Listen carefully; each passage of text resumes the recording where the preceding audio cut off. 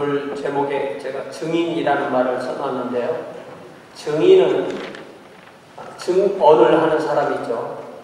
특별히 법정에서 이제 증언을 하게 되는데, 법정에서 하는 증언은 법적 효력을 갖습니다. 법정에서 거짓 증언을 하는 것을 위증죄라고 합니다.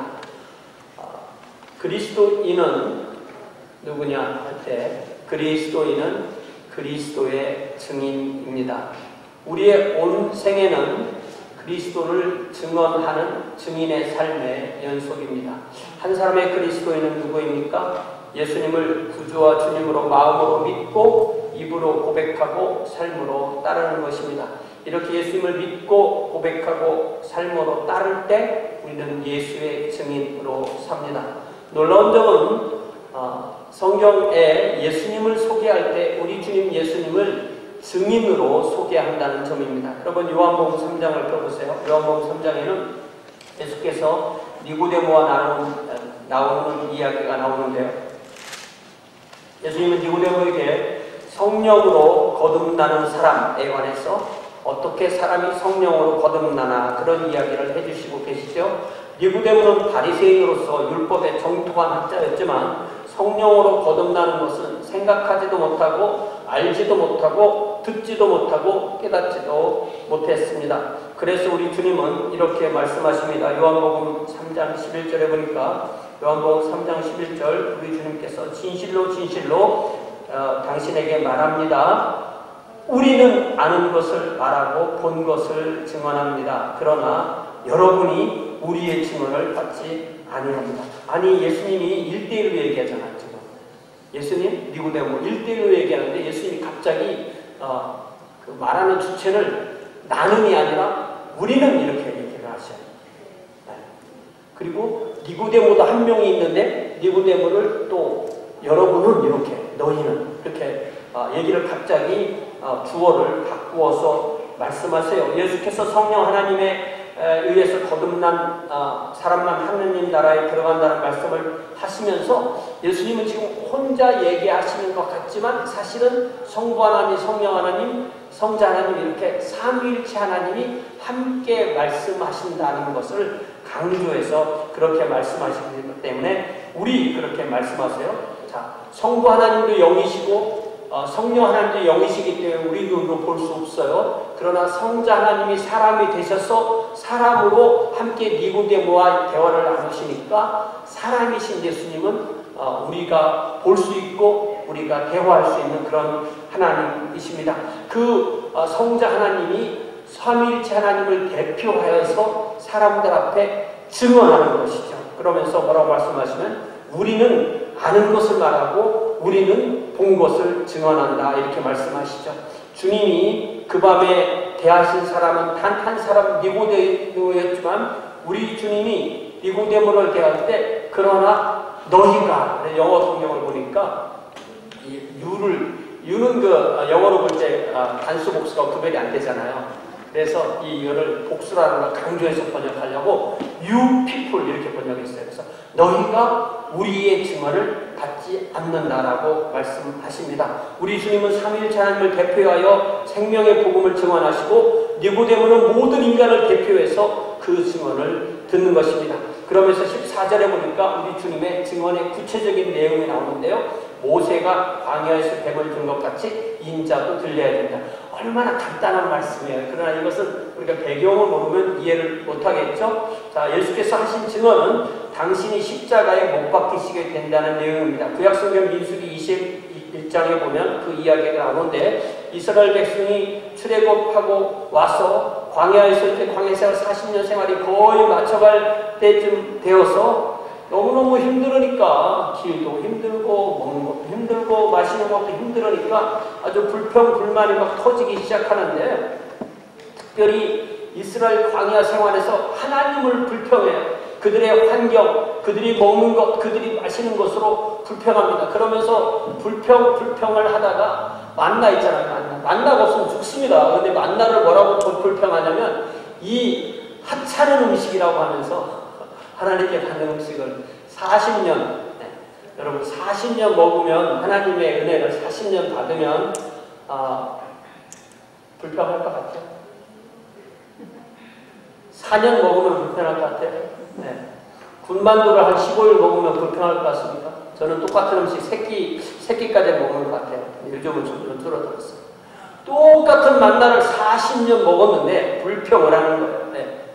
충분히 이해가 됩니다. 이 미저러블 푸드라고 하면서 불평을 하는데 하나님이 얼마나 서운하셨던지 즉각 불뱀을 보냈다고 했어요.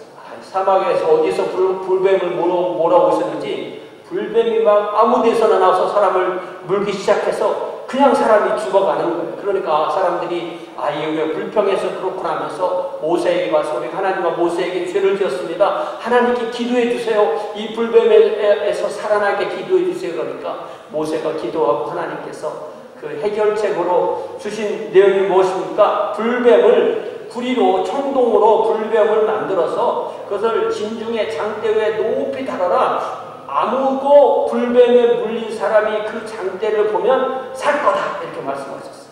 이미 죽은 사람은 어쩔 수 없는 거죠. 그러나 불뱀에 물려서 죽어가는 사람에게는 살 기회가 주어졌습니다. 그래서 모세가 노수로 불뱀을 만들어서 장대 위에 달았습니다.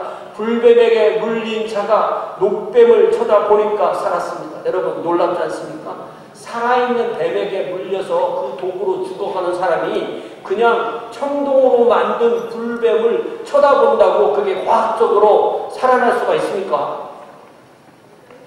그래서 나는 과학적인 사람이기 때문에 그런 거 안 몰란다 하고 집에 있는 사람은 죽었을 거고 하나님이 보면 산다고 하셨을 때 나는 몰란다는 사람은 샀을 것입니다. 예수님께서는 계속 증언하시기를 왜냐하면 인자도 달려야 하는데 왜냐하면 인자를 믿는 자마다 영생을 얻게 하려 하심이니라 라고 증언을 하십니다. 불뱀에 물려 맹독으로 죽어가던 사람이 녹뱀을 보고 살았듯이 죄의 독에 죽어있는 우리가 죄 없으신 우리 주님, 우리 죄를 위해 대신 십자가에 달려 죽으시는 우리 주님을 믿음으로 바라보면 영생을 얻는다고 증언하십니다. 우리 주님이 이렇게 천국 복음과 하나님의 왕국을 당신의 생명을 내려놓고 또 장사되시고 또 부활하시는 그 모든 것으로 증언하셨던 것입니다.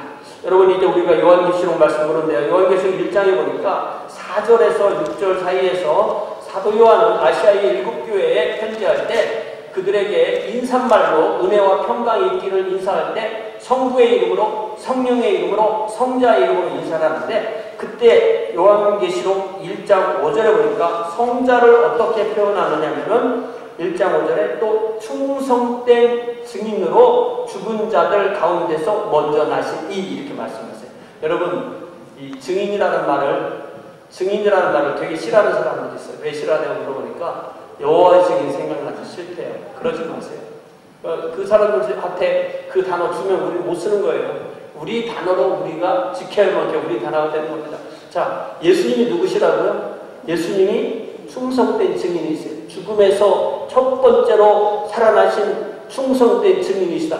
예수님이 증인이신데 우리가 증인이라는 단어를 싫어하면 우리가 예수님을 어떻게 증인으로 따르겠습니까? 자, 그래서 오늘 우리는 요한계시록 2장 12절에서 17절에서 주님의 충성된 증인 뭐라고요? 주님의 충성된 증인 이런 제목으로 하나님의 말씀을 함께 듣습니다. 자, 12절에 보니까 버가모라는 교회가 이제 요한계시록의 편지를 받는 세 번째 교회인데요. 에베소 북방 40마일쯤에 우리가 이제 마일로 하는 게 더 거리가 잘 이해가 되죠. 여기부터 뉴올리안스까지 80마일이니까 중간쯤 40마일. 에베소 북방 40마일쯤에 있는 한국 도시가 서머나이고 서머나에서 다시 북방으로 50마일쯤 가면은 고원지대가 있고 그 고원지대에 있는 도시 바로 이 버가모라는 도시였습니다. 약 1300피트 높이의 고원에 발달한 도시였기 때문에 이 버가문이라는 단어는 높은 곳, 높은 곳, 베토누즈에서 제일 높은 데가 여기입니다. 하일랜드 그렇듯이 거기에 높은 1400피트의 높은 고원에 발달한 도시였습니다. 특별히 이 시대에 이 버가모가 이제 독립된 왕국으로도 있었는데 그때 이 이집트의 알렉산드리아하고 굉장히 경쟁 관계에 있었어요. 특별히 이집트의 알렉산드리아는 도서관으로 유명했는데 이집트 사람들은 파피루스를 가지고 이렇게 이렇게 잘 만들어서 종이를 만들어서 책을 많이 만들었거든요. 근데 역사상 처음으로 이 버가모 사람들이 양피지라는 걸 만든 거예요. 양피지가 뭐냐면 양의 장에 그 양의 내장을 이렇게 양의 가죽 이런 것을 물에 담갔다가 그걸 잘 당겨가지고 그렇게 네모지게 잘라가지고 그걸 다 모아서 책을 만들었어요. 처음으로 인류 역사 처음으로 그런 책 형태로 이렇게 서양 역사에서 양피지라는 책을 만들었습니다. 그러면서 엄청난 책들을 복사해서 거기다 글을 써서 복사해서 한 2만 권 정도의 장서를 가지고 그걸 기초로 대학을 가지고 있던 이 도시가 바로 이 버가모라는 도시 2만 권이 아니라 20만 권 대단하죠.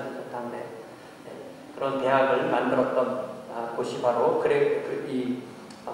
버가모입니다. 그런데 이곳을 중심으로 한 이 로마 제국 전체 특별히 소아시아에서는 그레코로망 신들을 여러 신들 예를 들면 우리가 뭐 비너스나 아프로디테나 뭐 제우스나 이런 식의 그 그리스 신들이 있잖아요.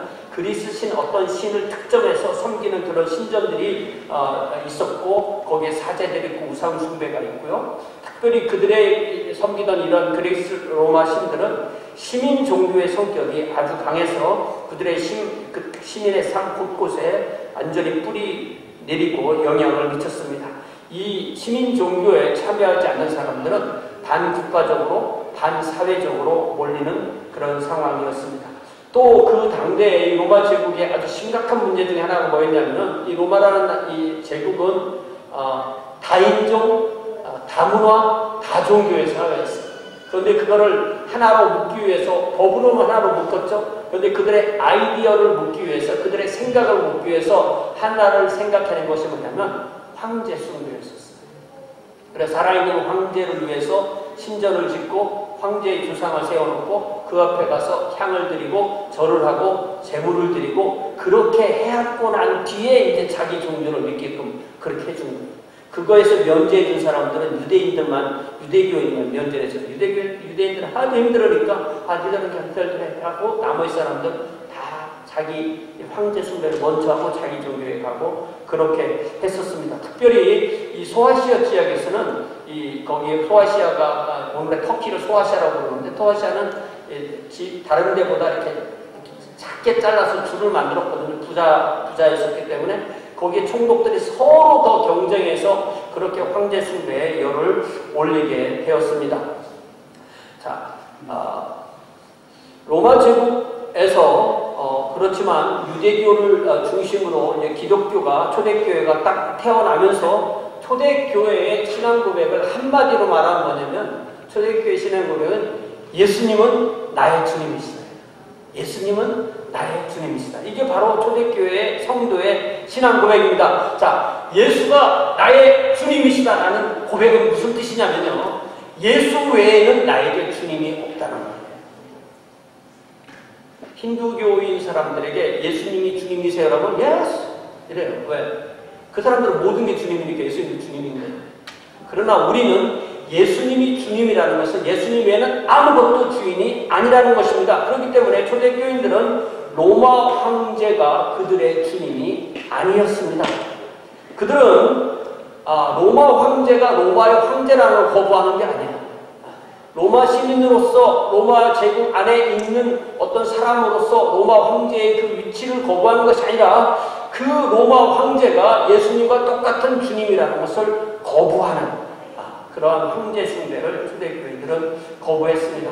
자, 버가모에도 그런 초대교회가 탄생했고요. 아마 정확한 시기는 모르지만 사도 바울이 3차 선교 여행으로 에베소 사역을 하던 그 사역을 기반으로 아마 아시아 속주 전체에 복음이 전해질 때 가장 이 아시아 속주에서 가장 북쪽이 바로 이 버가모였는데 이 버가모에도 복음이 전해지고 하나님이 택하신 이들이 교회를 이루게 되었습니다. 그리고 그 교회의 대표인 목회자에게 주님께서 편지를 내시는 것입니다. 그러면서 그 편지의 첫 번째 패턴으로 주님은 당신을 에베소 교회에 뭐라고 소개하느냐면은 12절 뒷부분에 보니까 좌우에 날쌘검을 가지시니 근데 그 좌우에 날쌘검이 입에 있다고 했어요. 입에. 그러니까 얼마나 주님이 버가모 교회에 소개된 주님은 무서운 주님이세요. 칼을 입에 무시는 우리가 상상을 해볼 수가 있겠죠. 그것은 뭐냐면 주님이 그 칼로 예수님을 안 믿는 원수들도 물리치지만 또 주님의 자녀이지만 회개하지 않는 자녀도 심판한다는 거예요. 그래서 16절에 보니까 그들이 회개하지 않으면 주님께서 속히 오셔서 주님이 가지신 그 양쪽에 날이 선 그 검으로 주님의 자녀를 대항해서 싸운다고 해요. 네. 주님과 대항해서 싸워서 이길 사람이 어디 있겠어요. 그러니까 빨리 회개합시다. 주님께서 우리를 대항해서 싸우신다고 했어요. 네. 에베소 교회한테도 회개하라고 했죠. 그러니까 나는 예수님 믿기 때문에 회개할 필요 없어요 라고 하는 말, 그런 말은 거짓말이니까 믿지 마시기 바랍니다. 이제 13절에 보니까 우리 주님께서는 두 번째 패턴으로 이 버가모 교회에게 주시는 칭찬의 말씀이 주어집니다. 주님은 그들에게 내가 여러분이 너희들이 어디에 사는지 안다 이렇게 말씀하세요. 주님은 이처럼 저와 여러분의 모든 형편을 아시는 줄 믿습니다. 주님께서 아십니다. 이 말씀이 얼마나 큰 위안이 됩니까? 자, 버가모는 그러면서 버가모는 내가 너를 아는데 너희들이 어디에 사는지 아는데 버가모는 사탄의 권자가 있다. 사탄의 스론이 있다 이렇게 말씀하세요. 여러분 제가 여기 의자가 있잖아요. 여러분 의자가 있고 우리가 앉는 의자는 의자라고 해요. 체어. 그죠? 근데 왕이 앉는 의자는 뭐라고 말해요? 그걸 보자고 말해요. 그게 스론입니다. 똑같은 의자에 누가 앉느냐에 따라서 의자냐 보좌냐 이렇게 되는 거예요. 자, 그런데 제가 이거를 원어 성경하고 비교를 해보니까 이 영어 단어 throne이라는 이 보좌라는 단어가 그대로 헬라어 단어에 그대로 온 거더라고요. 헬라어도 그냥 thronos 이렇게 말을 해요. 그래서 보통 요한계시록 보면은 보좌라는 말이 많이 나오거든요. 하나님이 앉으시는 보좌, 그 보좌 위에 앉으신 이, 또 보좌 앞에 일곱 영, 이런 표현들이 많아요. 그래서 보좌라는 말이 나오면 그 자체가 하나님을 상징할 정도예요. 그런데 버가모는 얼마나 대단한 것이냐면 거기에는 사탄의 보좌라고 번역하면 안 되죠. 보좌 이런 건 하나님께만 해당되는 거니까 똑같은 단어를 놓고 한국 사람들은 이 센스가 있으니까 사탄의 보좌 이렇게 번역 안 합니다. 사탄의 권자가 있는 곳이다. 이렇게 번역을 했어요. 이미 말씀드린 대로 이 버가모는 이렇게 그레코 로마 신과 황제 숭배가 왕성한 곳이었어요. 그러한 우상 숭배가 시민의 삶 속에 깊이 뿌리 박은 것입니다. 시민의 모든 삶을 주관하는 것이 바로 이러한 우상 숭배였습니다. 그래서 우리 주님은 버가모를 사탄의 권자가 있는 곳이라고 말씀하십니다. 이렇게 버가모 교회 성도는 매일의 삶 속에서 우상 숭배를 피부로 접해야만 했습니다. 눈으로 보고 그 주변에 항상 있을 수밖에 없는 상황이 있었어요. 이러한 상황 가운데 버가모 교회 성도는 주님의 이름을 굳게 잡았다고 했어요. 멋있잖아요. 자, 사랑하는 성도 여러분, 그리스도인은 누구냐면 그리스도의 이름을 굳게 잡는 사람입니다. 저와 여러분이 언제나 어디서나 우리 주님이신 예수 그리스도의 이름을 굳게 잡으시기를 주님의 이름으로 부탁을 드립니다. 자, 이제 우리 주님은 구체적으로 버가모 교회에 최근에 있었던 사건 하나를 말씀하고 계시는데 그것이 바로 안디바라는 이 구성원이 순교한 그런 일입니다. 그의 이름을 안디바라고 이렇게 딱 찍어서 내 충성된 증인 안디바 이렇게 말하는 걸 봐서 이게 이제 안티파텔, 안티파스 이런 이름인데 그 이름을 딱 찍어서 말하는 걸 봐서 아마 최근에까지 이 버가모 교회에 있던 회원이 순교해서 죽었다라는 것을 알 수가 있습니다. 이 안디바를 내 충성된 증인이다라고 말씀을 하시는 것을 봐서 아마 이 황제 숭배의 제의를 거부하고 순교했을 것이다라고 우리가 이해할 수가 있습니다.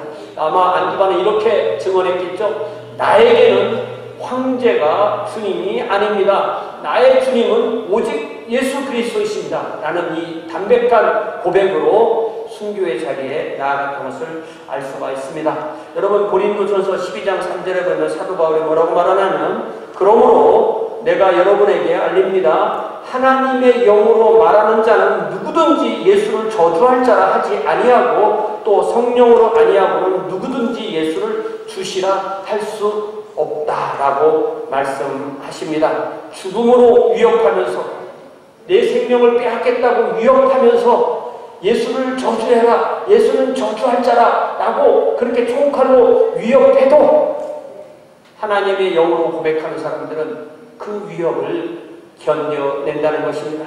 오직 성령으로 고백하는 그 사람만 예수님만이 나의 주님이라고 고백한다는 말씀입니다. 안디바는 이렇게 예수를 자신의 주님으로 증언함으로 순교자가 되었어요. 여러분, 이 순교자 우리가 많이 듣는 단어인데 순교자를 헬라어로 말투스 이렇게 표현하거든요. 근데 말투스라는 단어에서 영어 단어 증인, 약간 증인 얘기했죠. 증인이라는 단어가 말투스예요. 증인, 말투스.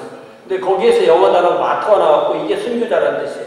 그러니까 성경에서는 증인이라는 단어 안에 순교라는 뜻이 없어요. 그런데 성경 이후로 초대교회를 쭉 가면서 순교라는 단어는 그러니까 증인이라는 단어는 자연스럽게 순교라는 말을 이렇게 품게 돼서 한 단어가 같이 쓰는 거예요. 왜냐하면 주님을 충성스럽게 증언하면 그 다음 결과는 뭐예요? 순교가 따릅니다. 이것이 바로 초대교회가 당했던 상황이라는 것을 우리가 알 수가 있습니다. 그러니까 이 버가모 교회 성도는 안디바의 순교를 보면서 신앙이 물러난 것이 아니라 오히려 주님을 믿는 믿음이 더욱 강해졌습니다. 안디바가 사탄이 사는 곳에서 죽임을 당할 때에도 나를 믿는 믿음을 너희들이 저버리지 아니했다 이렇게 말씀하셨잖아요. 실로 버가모 교회 성도로 제가 지난 주일에 인용했듯이 몸은 죽여도 영혼은 죽이지 못하는 이들을 두려워하는 것이 아니라 몸과 영혼을 능히 지옥에 멸할 수 있는 하나님을 두려워한 진실한 성도들이었다는 사실을 알 수가 있습니다. 우리는 지금 미국에서 예배드린다고 예수님이 나의 주님이라고 아무리 고백한다고 정부에서 핍박하거나 불이익을 주거나는 그런 나라에 살지 않습니다. 우리는 종교의 자유가 완전히 보장된 나라에서 주님을 섬깁니다. 하지만 초대교회 성도들이 이렇게 황제가 아니라 예수님이 나의 주님이라고 고백하는 그러한 고백으로 인하여서 순교할 수 있는, 그래서 실제로 순교하는 그러한 순교신앙을 가지고 있다는 사실을 우리는 말씀을 통해서 배울 때 우리가 어떤 상황에서도 주님을 부인하지 않고 주님을 증언하는 그러한 주의 자녀들로 훈련받게 되는 줄 믿습니다. 주님께서 저와 여러분에게도 버가모 교회 성도와 같이 그러한 순교신앙을 주시는 그러한 주의 자녀들이 되기를 주님의 이름으로 간절히 축원합니다. 이제 14절 보니까 그렇지만 버가모 교회가 이렇게 모범이 되는 성도였음에도 그들에게도 주님께 칭찬 들을 일이 있었어요. 아마 많은 수가 그렇게 된 것은 아니고 버가모 교회 성도의 아주 극히 일부가 발람의 교훈을 따랐다고 주님은 말씀하십니다. 구약성경 민수기 22장, 23장, 24장, 25장 상당히 많은 양을 아래에서 이 모압왕 발락과 메소포타미아 강가 부들에 살던 부올의 아들 거짓 예언자 발람의 이야기가 항상 나와요. 자, 이게 발락 하니까 이게 무슨 어느 나라 말인지 말도 헷갈리고 그러는데 발람은 거짓 예언자고 발락은 왕입니다. 이제 이스라엘 백성이 가나안으로 가기 위해서 요단강 동편에서 남쪽에서도 북쪽으로 쭉 올라오니까 그 안에 이제 모압이 있고 모압의 발람 왕이 도저히 군사적으로는 안 되니까 메소포타미아 강 끝에 사는 그 거짓 예언자 발람을 불러다가 이스라엘 백성을 저주해달라고 이렇게 부탁을 해요. 그래서 저주하러 자기 마음대로 가다가 하나님이 경고를 주시고 하나님께서 그 발람을 사용하시기 위해서 그에게 가라고 말씀하시고 22장, 23장, 24장에 온전히 어디에 가서 어떤 상황이든 이 발람 예언자는 하나님의 영에게 온전히 사로잡혀서 이스라엘을 복주는 축복의 말씀만 전하게 됐어요. 그러니까 이 발람 왕이 너무너무 화가 나서 가라고, 내가 원하는 그게 아니었다고 가라고 하는데 놀라웠게도 그때 이 예언자가 하나님의 말씀이 아니라 자기 꾀로 하나의 꾀를 이 모압 왕에게 주었는데 그게 바로 25장에 나타난 사건이에요. 그래서 25장에 보니까 이스라엘이 그때 시딤이라는 곳에 머물러 있기를 했는데 그 백성이 이스라엘 백성 남자들이 모압 여자들과 음행하기 시작했다고 했어요. 그게 무슨 말이냐면은 그 여자들이 예배를 드릴 때 자기 신들에게 제사하고 예배 드릴 때 이스라엘 남자 백성들을 초청하고 그 백성이 거기 가서 먹고 그 신들에게 절하고 그랬다는 거예요. 이게 무슨 말이냐면은 자 생각해 보세요. 이스라엘 남자들은 지금 광야에서 만나하고 뭐 가끔 메추라기 하고 뭐 광야에 있는 물 이것만 먹고 살았잖아요. 그런데 이제 시딤에 머물러 있다가 모압 여인들이 쫓아내서 거기 가보니까 그 토산물로 나온 음식이 있죠. 술이 있죠. 춤이 있죠. 또 취하죠. 거기에 완전히 종교 예식으로 완전히 혼음이 이루어지는 그런 상황에서 완전한 타락이 이루어지게 된 것입니다. 그래서 이 일로 인해서 하나님께서 얼마나 그들에게 심한 그 벌을 내리셨는지 그때 그들이 연병으로 죽은 사람들이 24,000명이라고 이렇게 되어 있어요. 그래서 이 발람의 교훈이라는 게 뭐냐면 결국은 우상숭배와 도덕적 타락으로 사람들을 이끄는 것이다라는 것을 알 수가 있어요.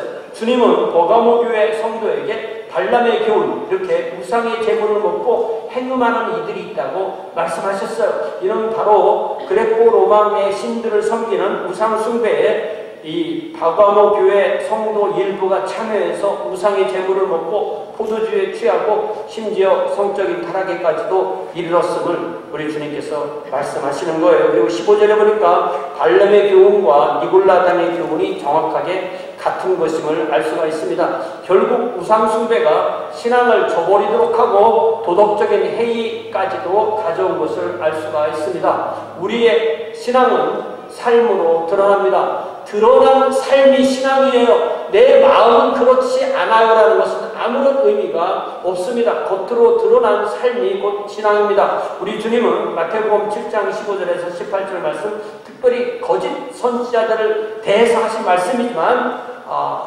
누구에게나 모든 그리스도인에게 적용해 보아야 되는 말씀이죠. 거짓 선지자들을 삼가라. 양의 옷을 입고 너희에게 나오나 속에는 무략질하는 일이라. 겉으로는 양인데 속으로는 일입니다. 그들의 열매로 그들을 알지니 가시나무에서 포도를 또는 엉겅퀴에서 무화과를 따겠느냐. 이와 같이 좋은 나무마다 아름다운 열매를 맺고 못된 나무가 나쁜 열매를 맺나니 좋은 나무가 나쁜 열매를 맺을 수 없고 못된 나무가 아름다운 열매를 맺을 수 없다. 이렇게 말씀하셨습니다. 그러니까 우리는 먼저 우리에게 다가오는 거짓 예언자들을 삼가야 됩니다. 우리가 그들의 거짓 신앙에 붙들리지 않도록 주의해야 합니다. 거짓 신앙은 무엇입니까? 속에 믿는 것과 겉으로 행동하는 것이 다른 것을 거짓 신앙이라고 합니다. 거짓 신앙은 그래서 거짓 열매를 맺습니다. 참 신앙은 참 열매를 맺습니다. 우리가 참 열매를 맺는 참 신앙으로 주님을 섬길 수 있는 주의 자녀들이 되기를 주님의 이름으로 부탁을 드립니다.